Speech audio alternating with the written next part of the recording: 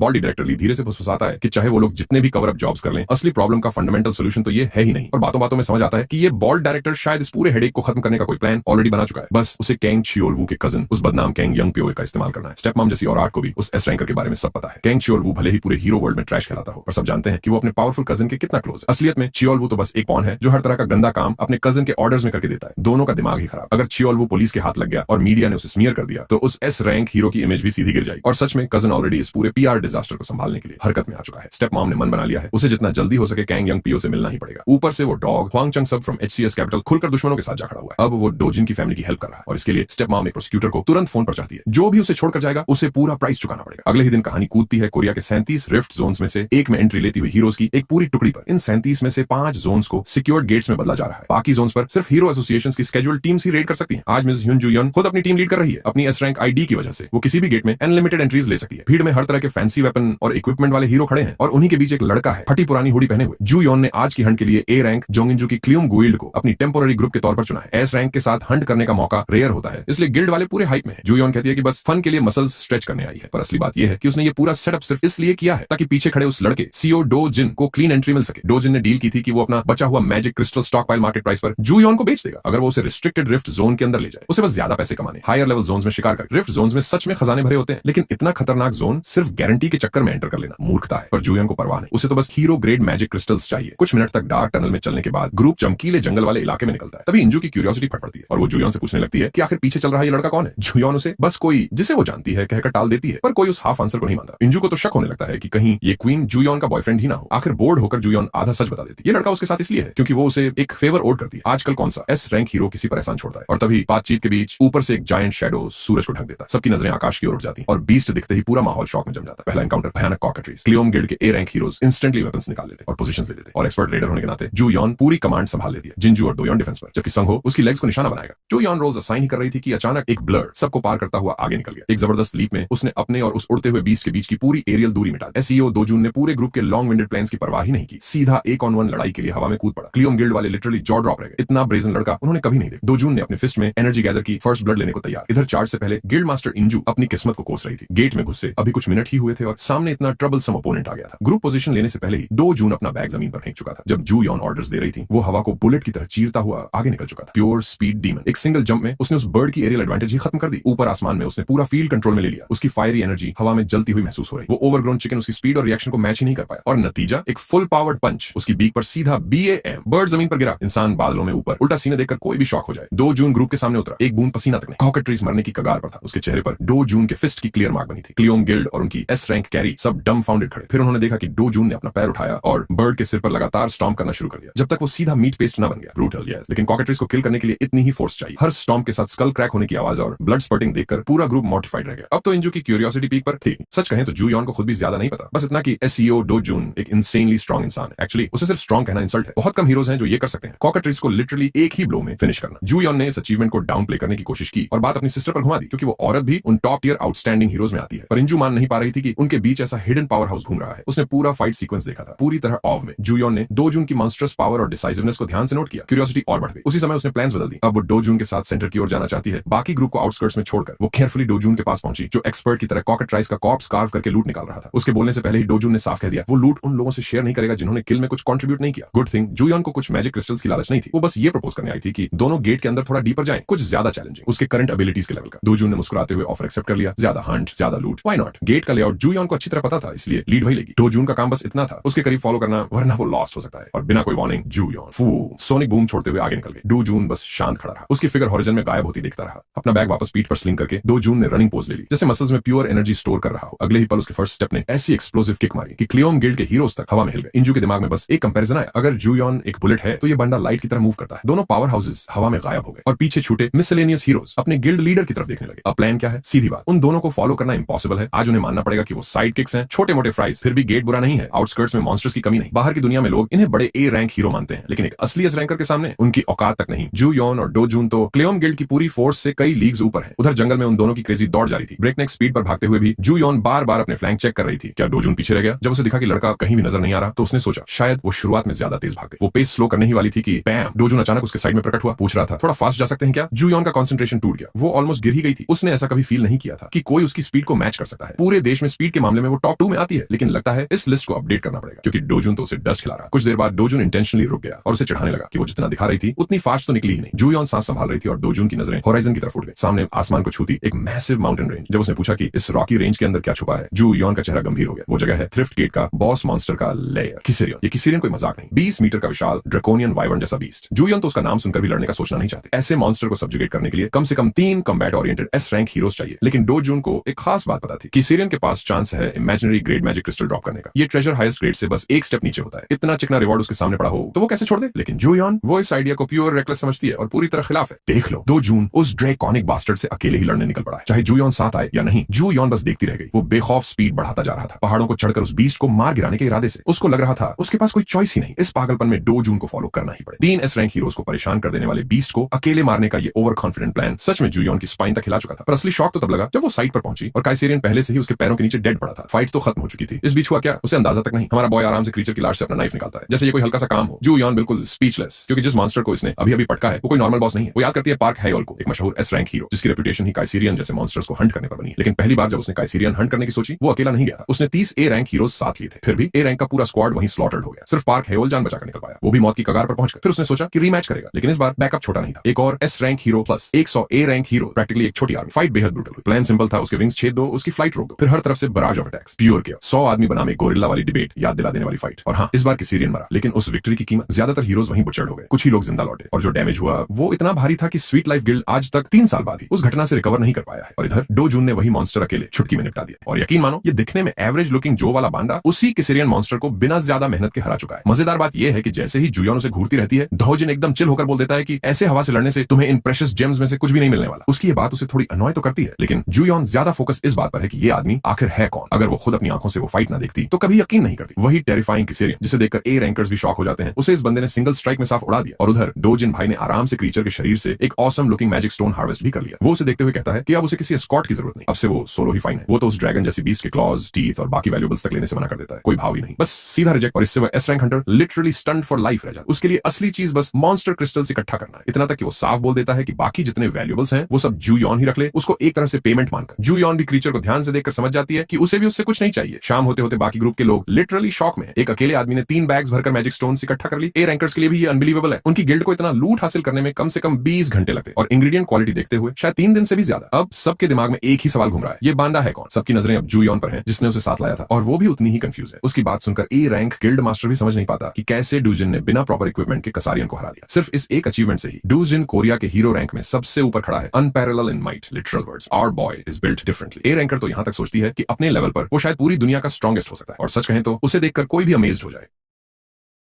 डोजिन वापस आता है और इस बार उसके पास और भी ज्यादा बैग्स हैं। सिर्फ एक दिन की हंटिंग में इतना सारा लूट देखकर पूरा ग्रुप सोचने लगता है, अगर ये बात बाहर की दुनिया को बताई तो कोई एक शब्द भी बिलीव नहीं करेगा। डोजिन की गॉड लाइक पावर इतनी ज्यादा इंसेन है कि उसे एक्सेप्ट करना ही मुश्किल। और इसी बात को ध्यान में रखते हुए सबको साफ साफ वार्निंग दी जाती है, आज यहाँ जो भी हुआ है उसकी एक भी बात बाहर नहीं जानी चाहिए। और अब उन्हें मजबूरी में इसे मानना ही पड़ेगा। इधर वो गॉर्जियस एस रैंकर जूयन हमारे बॉय के पास आती है और उससे काफी देर तक बात करती है। दूर से देखने पर ऐसा लगता है जैसे कोई कपल फ्लर्ट कर रहा हो। कम से कम ग्रुप के लोग तो यही समझ रहे हैं। असल में वो खुद को कन्विंस करने की कोशिश कर रहे हैं कि शायद ये किसी शिप की शुरुआत है। उनके हिसाब से जूयन के लिए पूरी दुनिया में अगर कोई प्रॉपर मैच है तो वही है, खासतौर पर उनकी स्ट्रेंथ को देखते हुए। लेकिन मजेदार बात यह है कि ए रैंक गिल्ड मास्टर जल्दी ही समझ जाती है कि ये उसकी फैंटेसी वाला परफेक्ट कपल नहीं है। उनके चेहरे देखकर साफ लग रहा है कि ये फ्लर्ट नहीं बल्कि आर्ग्यूमेंट है। उसे यकीन ही नहीं होता कि इस दुनिया में कोई ऐसा आदमी भी हो सकता है जो जूयन जैसी एस रैंकर से ऐसे बात कर सके। और असली शॉक तो तब लगता है जब डोजिन उसे एक बैग पकड़ा देता है और बिना कुछ बोले चुपचाप वहां से चला जाता है। गिल्ड मास्टर और ज्यादा स्टंट रह जाती है। बैकपैक्स और उनके कंटेंट्स को लेकर जूयन खुद एक्सप्लेनेशन देती है। असल में डोजिन को डर है कि अगर बाहर की दुनिया को पता चल गया कि उसने काइसेरियन को मारा है तो वो ओवरनाइट सेलिब्रिटी बन जाएगा और उसे ये बिल्कुल नहीं चाहिए। इसीलिए वो इस पूरे मैटर की रिस्पॉन्सिबिलिटी सीधे जूयन के शोल्डर्स पर डाल देता है। उसका ये डिसीजन सुनकर दोनों ही कुछ पल के लिए स्पीचलेस रह जाते हैं। लेकिन आयरनी देखो, लॉ ऑफ मैनिफेस्टेशन काम कर जाता है और जूयन के अंदर उस मिस्टीरियस यंग मैन को और जानने की क्यूरियोसिटी पैदा हो जाती है। शॉर्ट में बोले तो girl is in love scene shift होता है। अब हम पहुंचते हैं एक अलग जगह जहां वही फेमस एस रैंकर पार्ट हेयोल ट्रेनिंग कर रहा है। वो पंचिंग बैग पर लिटरली बीस्ट मोड में टूट पड़ा है। उसका असिस्टेंट ये देखकर हैरान है क्योंकि साफ दिख रहा है कि हेयोल गुस्से से भरा हुआ है। जैसा पहले बताया गया था, वो स्वीट लाइफ गिल्ड का गिल्ड मास्टर है। असिस्टेंट उसे काम करने की कोशिश करता है, बोलता है कि थोड़ा एंड्योरेंस रखना जरूरी है क्योंकि मुश्किल वक्त में वही काम आएगा। हेयोल भी इस बात से एग्री करता है। उसका मानना है कि जो लोग उसे अंडर एस्टिमेट कर रहे हैं वो एक दिन उसकी रैथ झेलेंगे और बहुत जल्द ऐसा वक्त आएगा जब पूरी दुनिया उसकी ताकत को माने, सबसे पावरफुल गिल्ड मास्टर के रूप में। असिस्टेंट फिर उसकी खास अचीवमेंट याद दिलाता है, काइसेरियन हंटिंग स्ट्रीक, जो उसे बाकी सब हीरोज से अलग बनाती है। और यहीं से एक नया स्टॉर्म धीरे धीरे बिल्ड होना शुरू हो जाता है। वो यहां तक बोल देता है कि उसका नाम हिस्ट्री बुक्स में दर्ज होगा, उस हीरो के तौर पर जिसने काइसेरियन को सबसे छोटी स्क्वाड के साथ हराया। मजेदार बात यह है कि ये टाइटल अब डोजिन से कोई छीन ही नहीं सकता। गिल्ड मास्टर पूरे जोश में ये बात अपने असिस्टेंट को सुनाता चला जाता है, अपनी अचीवमेंट्स गिनाते हुए। हालांकि सच्चाई ये भी है कि उनकी गिल्ड को 3 साल पहले के मुकाबले भारी लॉसेस झेलने पड़े। फिर भी एक ही बात है जो उसके चेहरे पर स्माइल ले आती है कि काइसेरियन को सबसे बेहतर तरीके से हराने वाला इंसान आज भी वही है। और इस बात पर उसका वन नाइट सर्वेंट भी पूरा अग्री करता है। हाई रैंकिंग हीरोज की बात करते करते सीन शिफ्ट होता है सीधा कैंग यंग पियो के ऑफिस। यंग पायो इस वक्त एक रिपोर्ट पढ़ रहा है जिसमें लिखा है कि डोजिन ने कैसे एक ही शाम में चेओलवू के साथ पूरा खेओस मचा दिया और उसके कजिन को लिटरली अनाहिलेट एनाहिलेट कर दिया। प्लान तो यह था कि चेओलवू उसे गेट के अंदर लॉक करके हमेशा के लिए खत्म कर देगा, लेकिन प्लॉट ट्विस्ट ऐसा आया कि डो जिन का अवेकनिंग ही हो गया। और फिर एक और बड़ा रिवील, जो क्लाइंट डो जिन को मरवाना चाहती थी वो कोई और नहीं बल्कि एग्जीक्यूटिव डायरेक्टर होंग हीजू है, वही औरत जो कोरिया के सबसे वेल्थी लोगों में टॉप पर बैठी है। यंग पियो को यह बात अजीब लगती है, इतनी पावरफुल ऑरा किसी रैंडम लड़के को टारगेट क्यों करेगी? लेकिन जैसे ही उसे पता चलता है कि डोजिन असल में उसका स्टेपसन है, जिसे 7 साल की उम्र में फैमिली में लिया गया था, सब क्लियर हो जाता है। और जैसे ही हीजू का खुद का बायोलॉजिकल बच्चा पैदा हुआ, डोजिन को फैमिली से बाहर फेंक दिया गया। ये सुनकर यंग पियो अम्यूज्ड हो जाता है। वो ताना मारते हुए बोलता है, पैसा भी तुम्हें फैमिली से किक आउट होने से नहीं बचा सकता। हिट के पेमेंट की बात आती है तो पता चलता है कि उन्हें सिर्फ 3 अरब वॉन मिलने वाले हैं। यंग पियो जैसे आदमी के लिए ये अमाउंट लिटरली पीनट्स है। और उधर चेओलवू की हालत, वो अपनी ही जिंदगी के एज पर लटका हुआ है। डोजिन से लड़ाई के बाद उसके पूरे शरीर पर बर्न्स और ब्रूजेस हैं, उसकी आईसाइट पूरी तरह जा चुकी है और वो अब लाइफ लॉन्ग क्रिपल बन चुका है। ये सब देखकर यंग पियो तक को मानना पड़ता है डोजिन के मेथड्स जेन्युइनली रूथलेस हैं। लेकिन आयरनी देखो, यंग पियो हंसते हुए बोलता है कि अगर वो होता तो सिर्फ स्कल स्मैश नहीं करता, लिम्स भी काट देता। पहली नजर में लगता था कि ये अपने कजन से ज्यादा सेन होगा, लेकिन अब साफ हो जाता है ये उससे भी ज्यादा डेंजरस है। लड़ाई की डिटेल्स डिस्कस करते करते एक और नाम सामने आता है, जूयॉन। खबर यह है कि वो भी वहां मौजूद थी और एलिजिडली उसने किसी न किसी तरह डोजिन की मदद भी की थी। ये सुनकर यंग पायो जेन्युइनली शॉक्ड हो जाता है और तुरंत सिचुएशन के बारे में और जानकारी निकालने की कोशिश करता है। लेकिन प्रॉब्लम यह है कि उसका असिस्टेंट भी कुछ ठोस नहीं जानता। जूयॉन और डोजिन की मीटिंग को क्वाइटली सप्रेस कर दिया गया था, जिसकी वजह से डिटेल्स पूरी तरह गायब। ये सुनते ही यंग पियो पूरी तरह पिस द फज ऑफ हो जाता है। वो अपने सर्वेंट को कॉलर से पकड़कर दहाड़ता है, जो भी करना पड़े कर, उन दोनों के रिलेशनशिप का स्टेटस निकाल कर ला। मुझे यकीन है कि उन दोनों के बीच कोई डील हुई है। असिस्टेंट उसके गुस्से से पूरी तरह टूट जाता है और बिना एक पल गंवाए इन्वेस्टिगेशन के लिए भाग जाता है। पीछे यंग पियो अकेला रह जाता है, पूरे कमरे में चीजें पटकता हुआ, टेम्पर टेंट्रम फेंकता हुआ। उसे पता है कि हीजू के लोग जल्द ही उसके पास आएंगे उस जॉब को पूरा करवाने के लिए जो उसका कजन चेओलवू फेल कर गया। और ऑनेस्टली यंग पायो को इससे कोई प्रॉब्लम नहीं है। आखिरकार हीजू एक ऐसी औरत है जिसके पास एंड्रू टेट लेवल का पैसा है। इतनी वेल्थ के सामने ये ग्रीडी स्कमबैग मना कैसे कर सकता है? अब सीन शिफ्ट होता है सीधे हमारे बॉय डॉजिन पर, जो रैड के बाद घर लौट रहा है। आज के एक्सपीरियंस के बाद वो जनरली खुश है कि उसने गेट की जगह रिफ्ट में हंटिंग की, लेकिन इससे कॉम्प्लिकेशंस भी बढ़ जाती है क्योंकि लो प्रोफाइल रहने के लिए शायद उसे जूयोन के साथ लॉन्ग टर्म कनेक्शन बनाए रखना पड़े। उसे उनकी कॉन्वर्सेशन याद आती है जहां जूयोन ने साफ साफ कहा था कि लोग उसके आसपास सस्पिशियस हो जाएंगे और कसेरियन को मारने वाले इंसान की आइडेंटिटी पूछेंगे। अगर वो आइडेंटिटी रिवील हुई तो समझो ट्रबल का फ्लड गेट खुल जाएगा। इसलिए फिलहाल जूयोन का प्लान सिंपल है, सारे वैल्यूएबल्स को स्टोर करके रखना, और अगर कभी डोजिन फेमस होना चाहे तो वो खुशी खुशी सब कुछ दुनिया के सामने ला देगी। इसके जवाब में हमारे ब्रो ने पूरा बैग ही उसके हाथ में थमा दिया। लेकिन इसका मतलब ये भी है कि अब उसे रिफ्ट जोन्स में घुसने का कोई दूसरा तरीका ढूंढना पड़ेगा, क्योंकि जूयोन पर डिपेंड करना उसी के लिए ट्रबल क्रिएट करता है। फिर भी आज की रात अच्छी होने वाली है क्योंकि चंग स्योब ने उसके लिए एक लग्जूरियस हाउस अरेंज किया है। लेकिन जैसे ही डोजिन घर के अंदर कदम रखता है वो चौंक जाता है। बाहर ढेर सारे जूते पड़े हुए हैं, मतलब साफ है कुछ अनएक्सपेक्टेड गेस्ट्स आ चुके हैं। अंदर घुसते ही वो देखता है कई सूटेड मैन बैठे हुए हैं और उनका बॉस उसके अपने लोगों से बात कर रहा है। वो आदमी दिखने में जुजुत्सु काइजन के नानामी का एक ज्यादा डिप्रेस्ड वर्जन लगता है और उसकी नजर सीधे डोजिन पर गड़ी हुई है, बिल्कुल ईगल की तरह। इसी बीच यून यंग खुशी से भागती हुई अपने भाई को ग्रीट करने आती है और डोजिन वो पूरी सिचुएशन देखकर पूरी तरह बैफल्ड। तभी वो आदमी आगे बढ़ता है और अपनी आइडेंटिटी साफ करता है, प्रोसिक्यूटर पार्क चेओयोंग। वो खुलकर डोजिन और चंग स्योब के बीच के कनेक्शन की ओर इशारा करता है और यहीं से एक बिल्कुल नया आर्क शुरू होने वाला है। चंग स्योब के साथ उसके कनेक्शन की वजह से डो जून को तुरंत इमरजेंसी अरेस्ट में डाल दिया जाता है। उस पर आरोप लगाया जाता है कि वो HCS कैपिटल के करप्ट CEO द्वारा चलाए जा रहे मनी लेंडिंग ऑर्गेनाइजेशन का हिस्सा है। सिचुएशन को बिगड़ने से बचाने के लिए SCO डो जून बिना किसी रेजिस्टेंस के इस अलेज्ड अरेस्ट को एक्सेप्ट कर लेता है, जो सीधे तौर पर हुआंग चंग स्योब के लोन शार्क ऑपरेशन से जुड़ा हुआ था। उसे तुरंत हैंडकफ्स पहनाए जाते हैं और एक बिल्कुल बेयर इंटरोगेशन रूम में बंद कर दिया जाता है। कमरे के अंदर बैठा डो जून बाहर से आती एक घमंडी वॉइस सुनता है। वही प्रोसिक्यूटर फोन पर किसी को अश्योर कर रहा था कि हुआंग चंग स्योब और CEO डो जून दोनों गुड लिटिल बॉयज की तरह कोऑपरेट कर रहे हैं। कॉल काटने से पहले वो सामने वाले का धन्यवाद करता है। उसकी बेटी की फॉरेन स्टडीज अरेंजमेंट संभालने के लिए जाते जाते वो जानबूझकर डायरेक्टर हुआंग का नाम लेता है, ठीक डो जून की सुपर ह्यूमन हियरिंग की रेंज। इसके बाद प्रोसिक्यूटर चुपचाप बैठे डिटेनी के पास आता है और लेक्चर देना शुरू करता है। वो बताता है कि वो लॉ का आदमी क्यों बना, क्योंकि बचपन से ही उसका सपना था सोसाइटी के ट्रैश को लॉ अबाइडिंग सिटीजन से अलग करना। वो एक मोटा सा फाइल पैकेट जोर से टेबल पर पटकता है और दिखावा करता है कि उसके पास SCO डो जून के खिलाफ कितना डर्ट है। उसके मुताबिक प्रिलिमिनरी इन्वेस्टिगेशन में लगे चार्जेस ही डो जून को कम से कम 10 साल तक जेल के पीछे भेजने के लिए काफी है। ऊपर से हुआंग चंग स्योब से पहले ही इतने स्टेटमेंट्स कलेक्ट कर लिए गए हैं कि पूरे ऑपरेशन को नेल किया जा सके। लेकिन SCO डो जून जरा भी रिएक्ट नहीं करता, ना डर ना गुस्सा, कुछ भी नहीं। एक्सपेक्टेड रिएक्शन ना देखकर प्रोसिक्यूटर झल्ला जाता है और गालियां देने लगता है। तभी डो जून ठंडे लहजे में सीधे सवाल दाग देता है, ये सारा वीक लेगलिटी स्टंट उस बिच होंग हीजू का है ना? ये सुनते ही प्रोसिक्यूटर विजिबली शेकन हो जाता है, लेकिन तुरंत डिनाई कर देता है। वो यहाँ तक कह देता है कि उसने ये नाम कभी सुना ही नहीं। डो जून उसी पल समझ जाता है कि ये क्रिकेट बास्टर्ड्स पहले ही हुआंग चंग स्योब की साइड पर काम कर चुके हैं। वो शांति से साथ आया था सिर्फ ट्रबल अवॉइड करने के लिए, लेकिन अब साफ था कि हालात और भी अगली होने वाले हैं। फिर भी प्रोसिक्यूटर डींग हाँकता है कि लॉ के लोग किसी के दबाव में नहीं आते। इसके जवाब में डो जून बस अपनी ऑरा से थोड़ी सी किलिंग इंटेंट लीक करता है, बस उतनी ही। प्रोसिक्यूटर की हालत वहीं शॉक प्लस फियर में खराब हो जाती है। प्रोसिक्यूटर को वो पियर्सिंग गेज प्रिमिटिव लेवल पर महसूस हुआ, जैसे सीधा उसकी एग्जिस्टेंस के लिए थ्रेट हो। उसे खुद पर शर्म आ रही थी कि वो एक हैंडकफ पर्प से डर गया। ईगो हर्ट होते ही वो खुद को मैन अप करने की कोशिश करता है और मन ही मन सोचता है कि इस डिटेनी को जोर का स्लैप मार दे। लेकिन इससे पहले कि वो अपनी जिंदगी की आखिरी और सबसे स्टूपिड गलती करता, एक इंटर्न बीच में आकर उसे बाहर बुला लेता है। इंटरोगेशन रूम से बाहर निकलते ही उसे एक शॉकिंग अपडेट मिलती है। SCO डो जून की फाइल में एक बड़ा डिस्क्रिपेंसी निकला था। बिल्डिंग के हीरो डिटेक्टर ने डो जून को ऑर्डिनरी पर्सन क्लासिफाई किया था। एक बार नहीं 2 बार चेक किया गया, रिजल्ट वही रहा। ये बात किसी को भी समझ नहीं आ रही। हाल ही में जिन इंसिडेंट्स में SCO डो जून इन्वॉल्व रहा है उनके हिसाब से ये रिजल्ट बिल्कुल सेंस नहीं बनाता। प्रोसिक्यूटर के दिमाग में डाउट आता है कहीं उन्होंने शुरू से ही लड़के को अवेकनर मानने में गलती तो नहीं कर दी। उसकी सारी इन्फॉर्मेशन होंग हीजू की टी ग्रुप से आई थी, इसलिए इंटर सपोजली रिलायबल मानी जा रही। लेकिन अब डो जून उनके लिए एक अनसॉल्वेबल पजल बन चुका था। आखिर एक नॉर्मल सिविलियन पर ऐसे केसेस कैसे लगाए जा सकते हैं जिनमें क्लियर तौर पर सुपर ह्यूमंस इन्वॉल्व हो? इधर डो जून अंदर ही अंदर प्रोसिक्यूटर को एक इनकॉम्पिटेंट डॉग समझकर मॉक कर रहा था। अगर वो चाहता तो ये फ्लिम्जी कफ्स तोड़कर पूरी जगह को रबल में बदल सकता था। उसके बाद फॉल आउट की भी कोई टेंशन नहीं, बस ग्रैंडमा और यूनियंग को कहीं सेफ ले जाकर सेटल हो जाता, शायद ओवरसी। लेकिन ब्रूट फोर्स वाला रास्ता अपनाने से पहले ही इंटरोगेशन रूम का दरवाजा खुलता है। सूट और टाई में क्यून जूयोन अंदर आती। साफ था उसे इस रॉन्गफुल अरेस्ट की खबर मिल चुकी थी और वो सिचुएशन देखने खुद आई थी। जब उसने डोजुन से पूछा कि उसे क्यों डिटेन किया गया है, तो वो बिना घुमाए साफ बोल देता कि उसे खुद भी ठीक से नहीं पता। थैंकफुली जूयोन उसे तुरंत एडवाइस करती है कि कोई भी रेकलेस कदम न उठाए। शायद वही एक इंसान है जो सच में जानती है कि ये आदमी क्या कर सकता है। सिचुएशन फ्रस्ट्रेटिंग जरूर है, लेकिन अभी फोर्स यूज करना चीजों को और मेसी ही करेगा। जूयोन ने आज सुबह उठकर ये एक्सपेक्ट नहीं किया था कि उसे लीगल सिस्टम में घसीटा जाएगा, लेकिन एक बात उसे क्लियर है, दो जून इनोसेंट है। उसके सामने एक इनोसेंट इंसान को फॉल्स एक्यूजेशंस की वजह से पनिश किया जा रहा है और ऐसे में वो चुप नहीं रह सकती। एस रैंक होने के नाते ही नहीं, एक इंसान होने के नाते भी वो इस इनजस्टिस को सही करना चाहती है। जूयोन को यकीन है कि हीरो एसोसिएशन जल्द ही एक सेपरेट इन्वेस्टिगेशन शुरू करेगी। वो डोजुन की फेक हीरो लाइसेंस तक पहुंचेगी और फिर बहुत कुछ सरफेस पर आने वाला है।